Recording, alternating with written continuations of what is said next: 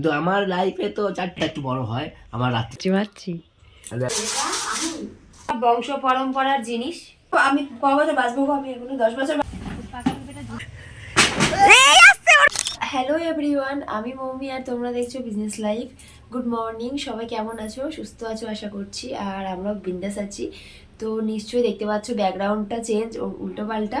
তো হ্যাঁ, আমরা হচ্ছে কালকে অনেক কদিন ধরে এই বাড়িতে আসবো করছি, কাজের চাপের জন্য আসতে পারছি না, সেই জন্য আমরা কালকে এসেছি এই বাড়িতে, মানে আমার বাপের বাড়িতে।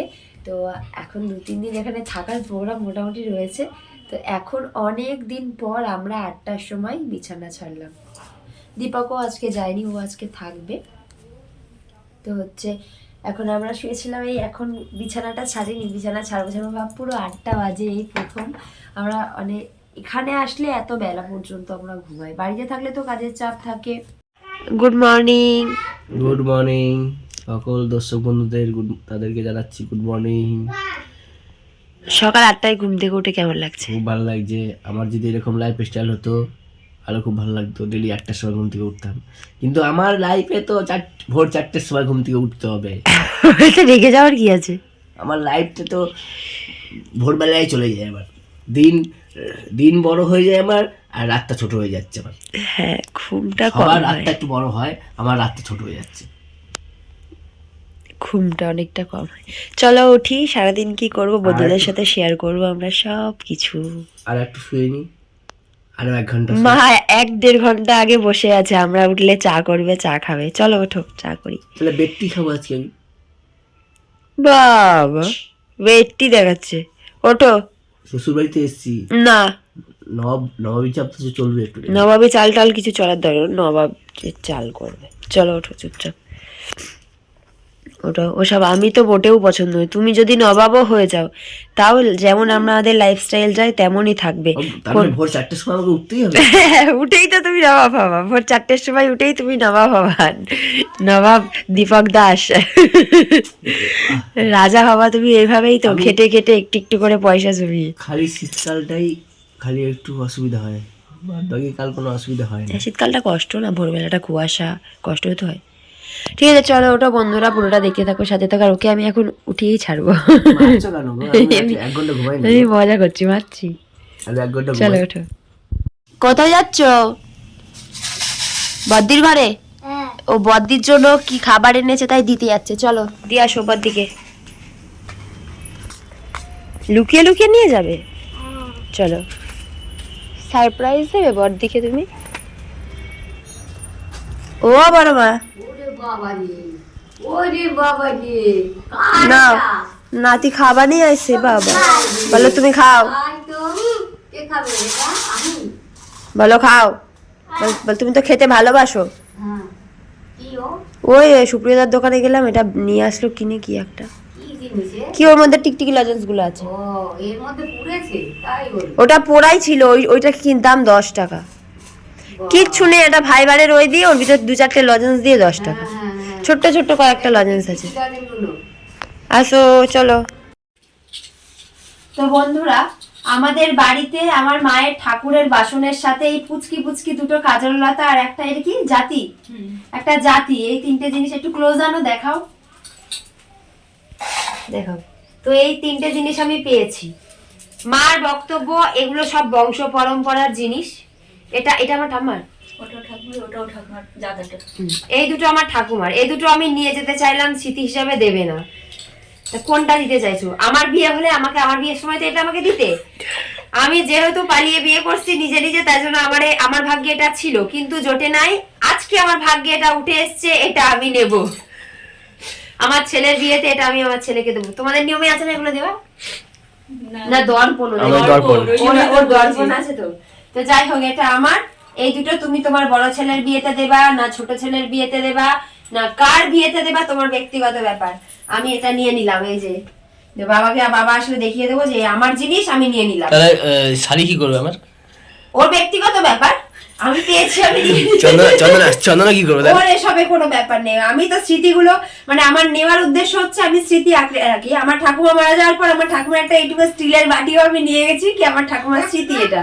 এখানে থাকলে যদি আমার বিশ্বাস নেই, 9-6 হয়ে যায়, মা কার বাড়ি তরকারি দেবে সে আর দেবে না। আমার 25 বছর পূর্ণ হয়ে গেল বিয়ের, ওই জিনিসগুলো একই রকমই রয়ে আছে। এখন আরো আমি ক বছর বাঁচবো গো? আমি এখনো 10 বছর 1 বছর 20-30 বছর বাঁচবো। আমার যা স্মৃতি আছে না, তাই না বলো, আমি সব কিছু আমার ছেলের ছোট্টবেলাকার মানে আমার ছেলের প্রথম ছোঁয়া, প্রথম জামা কাপড়, প্রথম খেলনা সব আমি এত রেখে দিয়েছি স্মৃতি হিসাবে। ওগুলো ওকে দেখাবো, এটা আমার স্মৃতি। আমার ঠাকুমা রেখেছিল বলে মা দেখতে পাইছে, এবার আমি দেখতে পাইছি, আমার ছেলের বউকে এটা আমি দেবো। বলবো তোর কি হবে তাহলে, উনি আমার ঠাকুমার স্মৃতি এটা। চলো টাটা। এখন ভাই বাজার থেকে মাছ নিয়ে আসলো, তাই মা মাছ কাটছে, ঢেলা মাছ, আর ওটা হচ্ছে বাটা মাছ। কি হবে, বেগুন দিয়ে ঢেলা মাছ আর বাটা, সর্ষে বাটা দিয়ে। তো চলো মা এখন মাছ কেটে নিক। পুকু আমার পেছন পেছন ঘুরে বেড়াচ্ছে, ভাবছে দিদি এসছে, মন্ডা মিঠাই কিছু এনেছে আমাকে দেবে। দিদি ওর খাবার কিছু আনেনি, অর্ধেক মানুষ এখানে বসে আছে খাবার খাবে সেই জন্য। এখন আমরা সবাই মিলে যাচ্ছি মাঠে জল ভরতে, সবাই ব্যাগ নিয়ে নিয়েছে একটা করে। এটা হচ্ছে আমাদের school, Panpur Makhanlal high school. এই স্কুলে আমি পড়াশোনা করেছি, এই স্কুলে আমি পড়াশোনা করেছি।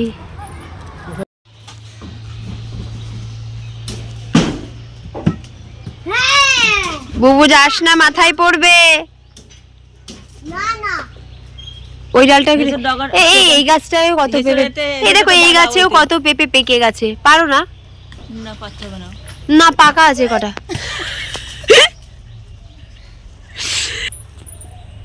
আঙুলটা সরাও।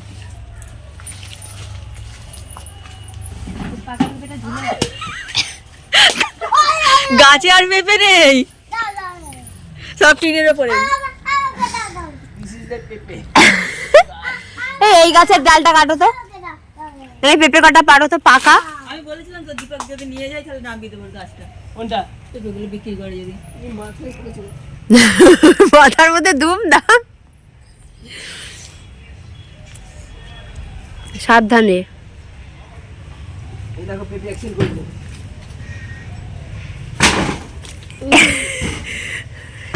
এই আসছে, ওর গায়ে পড়বে। এই দেখো পেপি অ্যাকশন করেছে। বাবাও এদিকে চলে এসছে, এদিকে বাবাও চলে এসছে। পেপে অ্যাক্সিডেন্ট করেছে। ওর বাবা বাড়ি চলে এসছে আর ব্যাগটা আগে সামলাচ্ছে, ভাবছে কিছু এনেছে দাদা। কতগুলো পেঁপে পড়ে আছে, পেঁপের মেলা এখানে হয়েছে। দেখাচ্ছি না দিকে, পেঁপের মেলা।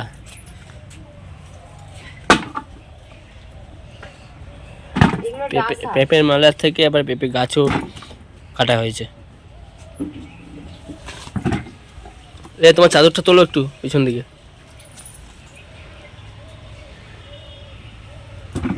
তো বন্ধুরা পাকাগুলো সাইড করে দাও।